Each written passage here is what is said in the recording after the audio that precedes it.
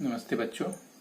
आज हम लोग देखेंगे बीजीय व्यंजकों के योग के बारे में। सबसे पहले वीडियो स्टार्ट करने से पहले आप लोग प्लीज चैनल को लाइक और सब्सक्राइब कर दीजिए। फिर हम लोग देखते हैं कि बीजीय व्यंजकों को किस प्रकार से योग किया जा सकता है। बीजीय व्यंजकों के योग के बारे में इससे पहले वाले चैप्टर में हम लोग बता चुके हैं कि बीजीय व्यंजकों का योग जो है वो तभी संभव है जब उनमें समान चर राशियां हों। ये हमको पता है कि समान चर राशि वाली बीजीय व्यंजकों का ही योग किया जा सकता है। अब प्रश्न ये आता है कि समान चर राशि वाले बीजीय व्यंजक कौन से होते हैं। तो जैसा कि हमको पता है कि जिनमें समान चर राशियां हों, जैसे उदाहरण के लिए 3x व 4x, इन दोनों में देख सकते हैं हम लोग कि समान चर राशि x और x है। इसी प्रकार से दूसरा उदाहरण ले सकते हैं हम लोग 4y + 5y, या जिसमें z हो, या किसी भी प्रकार की जो चर राशियां हैं वो समान होनी चाहिए, तभी हम उनका क्या कर सकते हैं, योग कर सकते हैं। आइए इस बारे में हम उदाहरण के बारे में विचार करें। तो प्रश्न जो है वो किस प्रकार से आ सकता है। तो प्रश्न इस प्रकार से आ सकता है, दी गई परिमेय संख्याओं का योग ज्ञात कीजिए। प्रश्न ऐसा रहेगा कि परिमेय संख्याओं का क्या ज्ञात करिए, योग ज्ञात कीजिए, क्योंकि योग माने क्या होता है, जोड़ना होता है। चलिए जोड़ने के लिए हम लोग प्रश्न लेते हैं उदाहरण। प्रश्न है हमारा 7x + 8x, या 7x और 8x को क्या करिए, जोड़िए। क्योंकि हम सबसे पहले इसमें चेक करते हैं कि क्या दी गई संख्याओं में या समान चर राशि है या नहीं है। तो हम देख सकते हैं कि दी गई संख्याओं में समान चर राशि x और x है। इसके बाद सवाल को हल करने के लिए हम लोग जो x है उसको उभयनिष्ठ निकाल देते हैं, और 7 और 8 जो है वो क्या हो जाते हैं, जुड़ जाते हैं। तो 7 और 8 जुड़ के कितना हो गया, 15 हो गया। हमारा आंसर आया 15x, अर्थात 7x और 8x का जो योग है वो कितना आएगा, 15x आएगा। आइए अब एक दूसरे उदाहरण के बारे में विचार करें हम लोग। दूसरा उदाहरण ले लेते हैं हम लोग। 3x + 4 3p + 4x और 8x + 7p का योग ज्ञात करें। इसका योग ज्ञात करने के लिए हम सबसे पहले इसको लिख देते हैं। चलिए लिख दिए। ये हो गया हमारा 3p + 4x, 3p + 4x। अब चूंकि योग ज्ञात करना है इसलिए योग के बदले में ये प्लस का निशान जोड़ा जा रहा है दोनों को। 8x + 7p। इसके बाद हम लोग देखें तो हाँ, जैसा कि नियम बताया गया है कि हम योग तभी कर सकते हैं जब उनमें समान चर राशियां हों। यहाँ पे देखते हैं हम लोग कि यहाँ पे चर राशि जो है वो p है, यहाँ पे चर राशि x है, तो ये दोनों का योग नहीं हो सकता है। इसी प्रकार से इधर भी यहाँ x है, यहाँ p है चर राशि, तो इनका भी योग नहीं हो सकता है। तो हम ये देखते हैं कि समान चर राशि इसमें से कौन सी है। तो 4x है और 8x, ये समान चर राशि वाली है।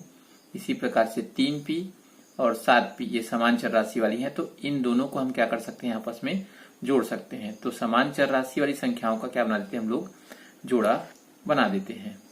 ये जोड़ा बना दिया गया, x वाले का एक समूह बन गया और p वाले का एक समूह बन गया। अब हम इन दोनों का योग ज्ञात करते हैं। तो 8x और 4x को जोड़ेंगे तो 12x आ जाता है। इसी प्रकार से 8x और 4x को जोड़ेंगे 12x। इसी प्रकार से 3 और 7p को जोड़ने पर 10p प्राप्त होता है। इस प्रकार से 3p + 4x और 8x + 7p का योग जो है वो 12x + 10p आएगा। अब 12x और 10p को हम और आगे नहीं जोड़ सकते हैं, क्योंकि इसमें एक चर राशि x है, एक चर राशि p है। क्योंकि चर राशि समान नहीं है इसलिए इनका योग जो है वो नहीं किया जा सकता है। आइए अब हम इस वीडियो में आगे बढ़ें। आगे बढ़ते हैं तो हमको अब देखते हैं बीजीय व्यंजकों के घटाव के बारे में, कि हम बीजीय व्यंजकों को कैसे घटा सकते हैं। तो जैसे बीजीय व्यंजकों के योग का नियम है, वैसे ही बीजीय व्यंजकों के घटाव का भी नियम होता है।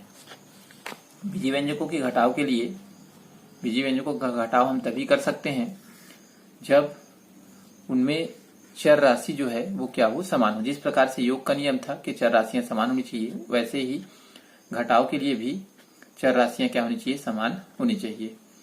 हम घटाव को अंतर नाम के शब्द से भी संबोधित करते हैं। ठीक है, प्रश्न ऐसा आ सकता है कि 8p ऋण 7p का मान ज्ञात कीजिए, या 8p और 7p के बीच का अंतर ज्ञात कीजिए, या 8p में से 7p को घटाइए। इस प्रकार से प्रश्न आ सकता है। तो जब हम घटाव वाला कोई प्रश्न बनाते हैं तो हमको एक चीज का विशेष ध्यान रखना होता है कि घटाव वाली सवाल में हम जो दूसरा पद होता है, ये दूसरा पद है, दूसरे पद को हमेशा कोष्टक में रखते हैं। ये आप लोग ध्यान दीजिएगा। ठीक है, अब सबसे पहले चेक किया गया कि क्या हम इनको आपस में घटा सकते हैं, तो आंसर आया हाँ, क्योंकि इनमें समान चर राशि p है, इसलिए हम इनको क्या कर सकते हैं, घटा सकते हैं।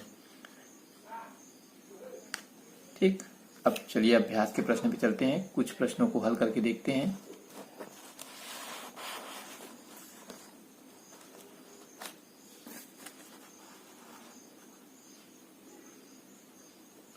पहला प्रश्न है हमारा, दी गई परिमेय संख्याओं का अंतर ज्ञात कीजिए। परिमेय संख्याओं का अंतर ज्ञात कीजिए। अंतर मतलब वही बताया हूं मैं आप लोग को, अंतर माने क्या होता है, तो घटाना होता है। चलिए प्रश्न देखते हैं। प्रश्न क्या है हमारा, तो प्रश्न है 7x व 4x के बीच क्या करिए, अंतर ज्ञात कीजिए। तो हम 7x और 4x के बीच क्या कर रहे हैं, अंतर ज्ञात कर रहे हैं। तो जैसा कि बताया हूं मैं कि अंतर ज्ञात करते समय हमको एक चीज का विशेष ध्यान रखना होता है कि जो दूसरा पद होता है उसको हमको कोष्टक में लिखना होता है। चलिए लिख देते हैं। 7x लिख दिया गया। अब चूंकि इनका अंतर ज्ञात करना है इसलिए बीच में माइनस का निशान लगाया गया, और 4x को इसमें लिखा गया, ब्रैकेट में लिखा गया।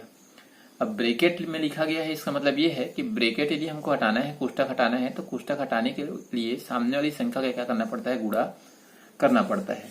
तो चलिए हम लोग सामने वाली संख्या का गुणा करते हैं। तो सामने में संख्या तो नहीं है, चिन्ह है, इसलिए चिन्ह का गुणा करें। तो ये 7x को हम 10 का 10 नीचे उतार दिए, और ये माइनस का इस 4 से गुणा होगा तो -4x हो जाएगा। और इन दोनों में देखें तो 7x - 4x है, 7 में से 4 को घटाने पर हमारा आंसर 3x जो है हमको क्या होगा, प्राप्त होगा। इस प्रकार से हमने पाया कि जब 7x में से 4x को घटाते हैं तो आंसर हमारा 3x जो है प्राप्त होता है, या 7x और 4x का जो अंतर है वो कितना होगा, 3x होगा। यदि आप गौर करेंगे तो आप ये पाते हैं कि प्रश्न बोला था कि 8x में से -3x को घटाइए, लेकिन एक्चुअल में हुआ क्या यहाँ पे, तो यहाँ पे जो दोनों संख्याएं हैं वो जुड़ गई। ये किस लिए हुआ, क्योंकि दूसरे पद पे क्या है, ऋण का निशान है। ठीक, चलिए फिर से आगे दूसरे उदाहरण पे विचार करें हम लोग। हमारा अगला उदाहरण है ऋण 5x में से ऋण 8x को घटाइए। यहाँ क्या हुआ, तो यहाँ दोनों पद में पहले से ऋण का निशान लगा हुआ है और इनको हमको क्या करना है, आपस में घटाना है। चलिए फिर से घटाते हैं। पहले चेक किया गया कि क्या ये आपस में घट सकते हैं, तो आंसर आया हाँ, क्योंकि दोनों में समान चर राशियां हैं, x और x है, इसलिए ये घट जाएगा। घटाने के लिए हमको पता है कि हम दूसरे पद को कोष्टक में लिखते हैं। तो पहला पद 10 का 10 लिख देते हैं, ये पहला पद हम लिख दिए। घटाना है इसलिए माइनस का निशान लगाया गया और दूसरे पद को ऋण में लिख दिया गया। अब हम ब्रैकेट हटाएंगे, कोष्टक हटाएंगे, तो कोष्टक के बाहर ऋण है, अंदर में भी ऋण है, गुणा होके क्या हो जाएगा, वो धन हो जाएगा। ये धन हो गया हमारा, धन 8x। अब इसके बाद हम लोग देखते हैं कि 5x पे पहले से ऋण का निशान है, 5x पे पहले से ऋण का निशान है और 8x पे धन का निशान है, अर्थात दोनों संख्याओं पे अलग अलग निशान डले हुए हैं। तो अलग अलग निशान होते हैं तो हम उन संख्याओं को आपस में घटा देते हैं, और घटाने के बाद घटा दिया गया, घटाते हैं तो 5 में से 8 घटा दिया तो आंसर आया 3। अब उसका चेक करते हैं कि इन दोनों में से बड़ी संख्या कौन है, तो बड़ी संख्या 8 है जिसपे पहले से धन का निशान लगा हुआ है, तो आंसर पे हमारा क्या आ जाएगा, धन 3 आ जाएगा। इस प्रकार से हमारा आंसर आया धन 3x। ठीक, इसके बाद आगे चलें, हम एक फिर से उदाहरण पे विचार करते हैं। 8ab - 7p में से -4p + 2ab को घटाइए। ठीक, चलिए इनको घटाते हैं। घटाने के लिए फिर से बताया गया कि सबसे पहले दूसरी संख्या होती है उसको ब्रैकेट में लिखा जाता है। तो 8ab को हम 10 का 10 लिख दिए, ये घटाना था इसलिए ऋण लगाया गया, और जो दूसरी संख्या है -4p + 2ab उसको किस में रखा गया, ब्रैकेट में रख दिया गया। अब इसके बाद हम देखते हैं कि ब्रैकेट यदि हमको हटाना है कोष्टक को, तो कोष्टक हटाने के लिए यहाँ पे बाहर में माइनस का निशान है, तो उस माइनस के निशान का हम कोष्टक के अंदर की दोनों संख्याएं अर्थात 4p और 2ab दोनों के साथ क्या करेंगे, गुणा करेंगे। चलिए मैं गुणा कर देता हूं। गुणा किया गया, ये 8ab और 7p को जस का तस लिख दिया गया। उसके बाद ये माइनस और ये माइनस को यहाँ गुणा किया गया 4p के साथ में। उसके बाद प्लस 2ab को इस माइनस के साथ में वापस क्या किया गया, गुणा करके लिख दिया गया। ये जो माइनस है वो 2 बार गुणा हुआ है, एक बार इसके साथ और एक बार इसके साथ। इस प्रकार से हमने देखा कि जो माइनस है वो अंदर की संख्याओं के सभी संख्याओं से क्या हो रहा है, गुणा हो रहा है। गुणा कर देते हैं। गुणा करने पर हमको ये मिला कि माइनस और माइनस का गुणा करते हैं तो प्लस आ जाता है, और ये माइनस और प्लस का गुणा करते हैं तो माइनस आ जाता है। अर्थात हमको ये मिला कि कोष्टक के अंदर की जो संख्याएं होती हैं, जो माइनस था वो प्लस हो गया और जो प्लस था वो क्या हो गया, माइनस हो गया। तो यदि हम चाहें तो ऐसा गुणा कर सकते हैं, और यदि आप लोग चाहें कि आसानी से बन जाए सवाल, तो कोष्टक के अंदर की सभी संख्याओं को क्या करिए, चिन्ह को बदल दीजिए। अब उसके बाद देखते हैं कि 8ab है, यहाँ पे 2ab है, ये दोनों आपस में जुड़ जाएंगे या घट जाएंगे। इसी प्रकार से p वाले से p वाला जो है क्या हो जाएगा, जुड़ जाएगा या घट जाएगा। इसके लिए हम लोग देखते हैं, इनका समूह बना के लिख देते हैं। ये 8ab माइनस 2ab, ये माइनस जो 2 था ये 2ab, वो यहाँ से वो यहाँ आ गया, और माइनस 7p को 4p के साथ क्या बना दिया गया, समूह बना दिया गया। अब फिर चेक किया गया, यहाँ पे क्या है का निशान है, तो धन है। यहाँ पे काहे का है, ऋण है, अर्थात ये दोनों घट जाएंगे, चूंकि एक ठो में धन है एक ठो में ऋण है। और ये देखा गया कि यहाँ पे एक ठो में ऋण है, यहाँ पे एक ठो में भी धन है, मतलब ये भी क्या हो जाएंगे, आपस में घट जाएंगे। तो 8 में से 2 को घटाया गया, तो 8 में से 2 को घटाने पर 6 आया, और 7 में से 4 को घटाने पर 3 आया। यहाँ बड़ी संख्या 8 है इसलिए उस पर धन लगाया गया, यहाँ बड़ी संख्या 7 था इस पर 3 पे क्या लगाया गया, ऋण लगाया गया। इस प्रकार से हमने पाया कि 8ab माइनस 7p में से ऋण 4p और 2ab को घटाने पर क्या प्राप्त होता है, 6ab माइनस 3p प्राप्त होता है।